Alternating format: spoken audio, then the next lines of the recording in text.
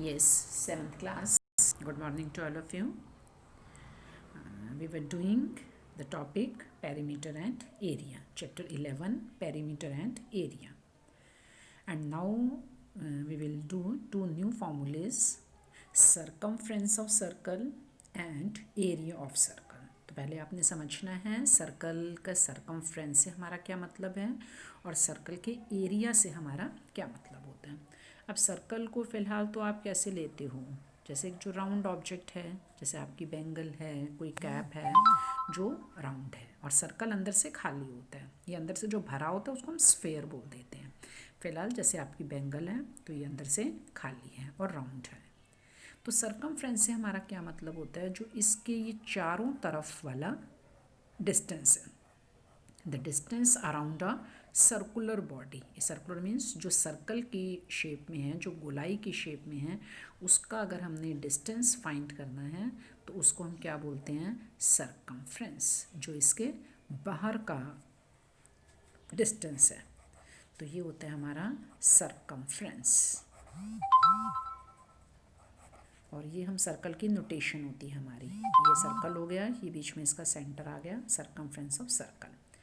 ये होता है हमारा 2πr। पाई आपके लिए एक न्यू वैल्यू है। पाई की जो वैल्यू होती है हमारी, वो या तो 22/7 होती है या 3.14 होती है। अब जैसे इसको हमने कैसे डिराइव किया होगा, आप थोड़ा घर में करके देख सकते हो if you want to do. और आर तो होता है हमारा रेडियस, कि जितनी सेंटर लेकर हमने एक सर्कल ड्रॉ किया। मान लो अब हमने R3 लिया, 4 लिया। आप कोई भी एक ऐसे राउंड ऑब्जेक्ट ले सकते हो, तो जैसे यहाँ इसके चारों तरफ कोई भी एक थ्रेड डाल दो, उसको टाइटली इसके चारों तरफ अगर हम बांध दें तो वो क्या वैल्यू आती है, वो ऑलमोस्ट 2 इंटू अगर हम 22/7 इंटू जो रेडियस करें तो वो हमारा ये इसका चारों तरफ का डिस्टेंस आ जाता है। If any student want to do, वो करके देख सकता है, ऑलमोस्ट यही वैल्यू आती है। हाँ, ये पॉइंट में भी होती है 3.14, तो पॉइंट में थोड़ा अप्रॉक्सीमेशन आ सकती है, अदरवाइज़ ये यही हम वैल्यू होती है 22/7 या 3.14। तो 2πr, बस आपने समझना है कि सर्कमफ्रेंस से हमारा मतलब क्या होता है, the distance around a circular body. कोई भी एक जो सर्कुलर बॉडी है जो राउंड शेप में है, उसके चारों तरफ जो डिस्टेंस है उसको हम क्या बोलते हैं, सर्कमफ्रेंस। और ये होता है हमारा 2πr, और पाई की वैल्यू हमने यहाँ 22/7 होती है या फिर 3.14।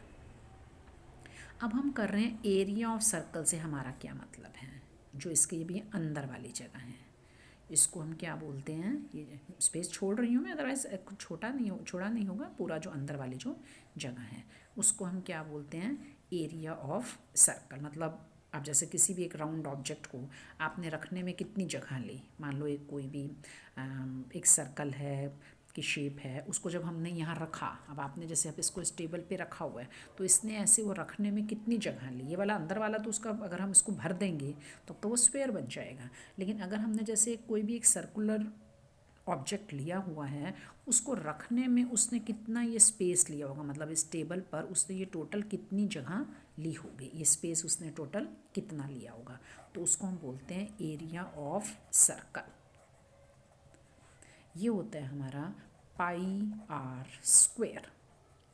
पाई तो वही है 22/7 या 3.14, और r² से हमारा क्या मतलब है, r इंटू आर, यानी r को अगर हम 2 टाइम्स मल्टीप्लाई करें, ये भी आप करके देख सकते हो कि जैसे आपने कोई भी 4 सेंटीमीटर का, 3 सेंटीमीटर का एक कोई भी एक राउंड ऑब्जेक्ट ले लिया, तो अगर आप उसको 22/7 इंटू, एक बार रेडियस 7 ले लो, रेडियस अगर हम 7 ले लें, तो अगर हम उसको 7 इंटू 7 करते हैं, तो जैसे 22/7 इंटू ये 7 इंटू 7, यानी अगर हम उसका स्पेस देखेंगे तो उसने 154 सेंटीमीटर स्पेस को कवर किया होगा। जैसे हमने इसको रखा है तो ये इसने कितना स्पेस लिया होगा तो ये हो जाता है हमारा एरिया ऑफ सर्कल। तो ये ऑलमोस्ट वही वैल्यू आती है r² इंटू जैसे 22/7 या 3.14।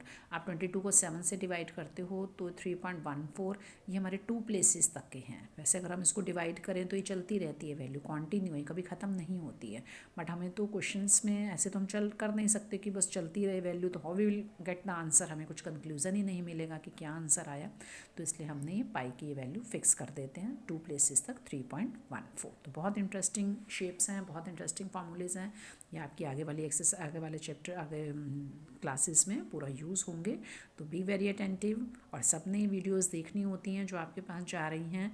लुक वेरी केयरफुली, कोई प्रॉब्लम लगती है then tell to me. And now we are coming to exercise 11.3।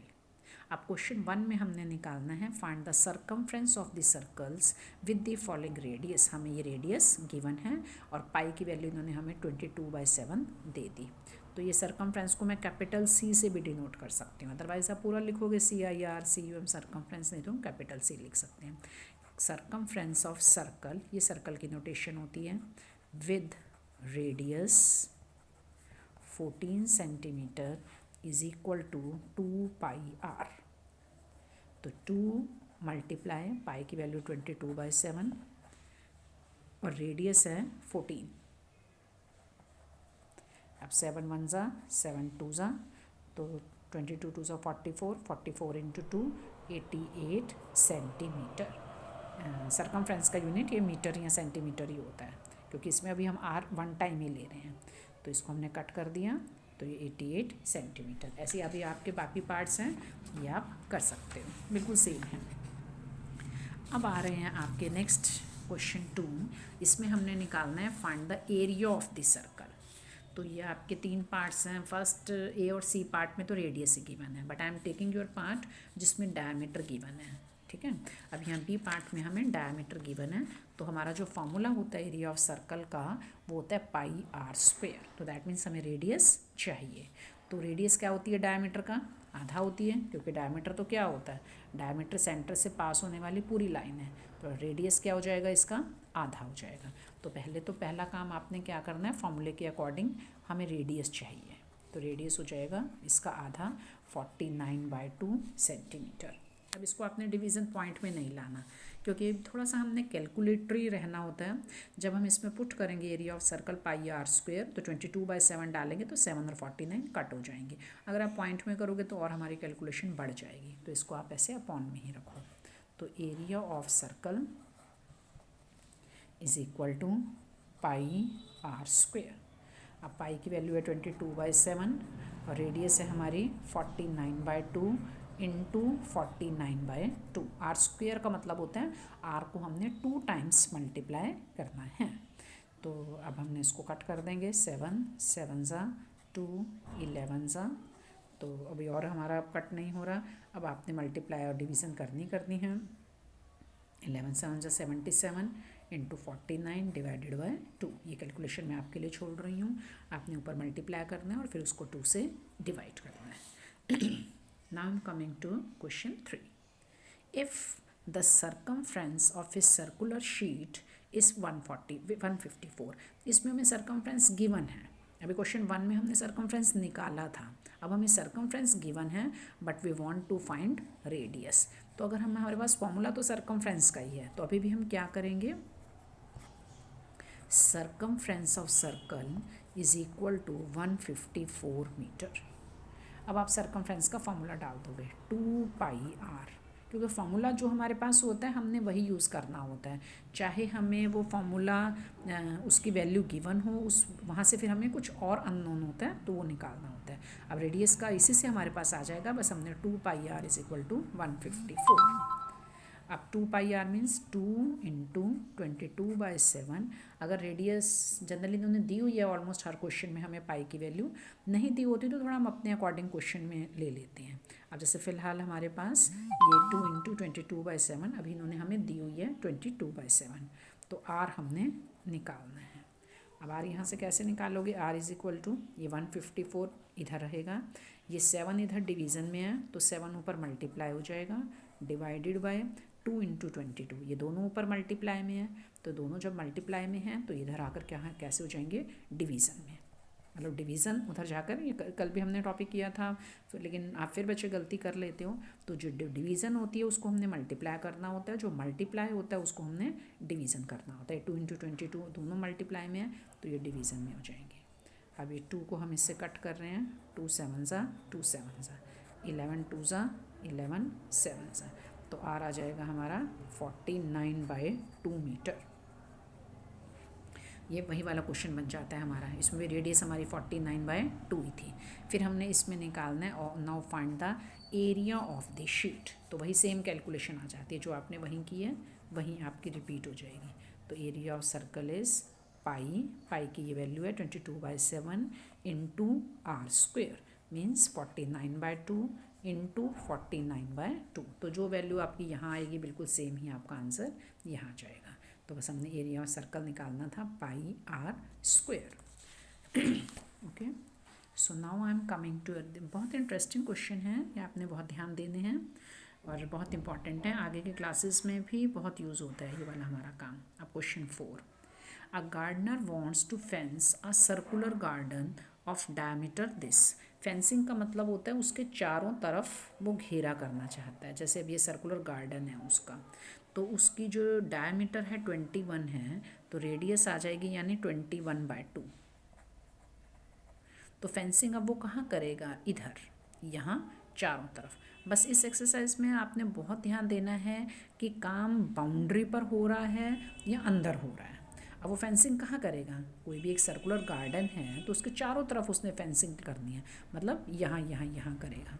तो ये काम उसका कहाँ हो रहा है, बाउंड्री पर हो रहा है। तो इसका हमने क्या निकालना है, दैट मीन्स सरकमफ्रेंस निकालना है। अंदर तो वहाँ कुछ नहीं कर रहा, अंदर तो फील्ड है, वहाँ पे तो उसका जो अपना उसकी जो क्रॉप्स हैं जो उसने वो लगानी है वो लगाएगा। तो फेंसिंग तो उसने सिर्फ यहाँ चारों तरफ करनी है, चाहे वो दीवार लगाएगा या कुछ और रोप लगाएगा, कि उसको उसने बंद करना है। तो दैट मीन्स फर्स्ट पार्ट में भी हमने क्या करना है, find the length of the rope भी बोल रहे हैं ना, find the length of the rope he needs to purchase. उसको कितनी रोप लगानी है, तो कितनी लगानी पड़ेगी। If he makes 2 rounds of fence. अब वो जैसे जो रोप है वो 2 राउंड्स पे लगा रहा है, जैसे पहले यहाँ से उसने लगानी शुरू कर दी होगी, पहले जैसे ये 1 राउंड ये लगा दिया, ये उसने रोप लगा दिया, फिर एक और राउंड पे लगा रहा है, मतलब यहाँ जो भी उसके सरकमफ्रेंस है वो लगा दी उसने। अब उतनी ही रोप वो फिर लगाएगा, यानी फिर उसने उसी के चारों तरफ एक बार फिर उसने रोप लगा दी। तो यानी कि पहले हमने सरकमफ्रेंस निकालना है, फिर उसको हमने 2 से मल्टीप्लाई करना है, क्योंकि पहले एक राउंड पूरा करेगा फिर एक और राउंड, मतलब ये भी हमें ऐसे लग रहा है कि बढ़ गया, बढ़ा नहीं, एक्चुअली में इसी के चारों तरफ ही उसने पहले एक बार लगाई, फिर इसी पर ही एक बार और लगा दी। तो क्या करना है हमने, पहला काम क्या करना है, for 1 round of rope is equal to circumference of circle. For 1 round of rope is equal to circumference of circle 2 pi r। तो 2 इंटू 22/7 और रेडियस आ जाएगी हमारी 21/2। ये कट हो गया, ये कट हो गया, ये आ जाएगा 22 मीटर। और फॉर 2 राउंड्स, 2 राउंड लगाने हैं उसने, तो फॉर, अब उसको कितनी रोप की ज़रूरत है, मतलब 22 मीटर एक बार लगा ली, फिर दोबारा 22 मीटर उसने फिर एक बार और उसके चारों तरफ लगाएगा। तो 2 इंटू 22 ये आ जाएगा हमारा 44 मीटर।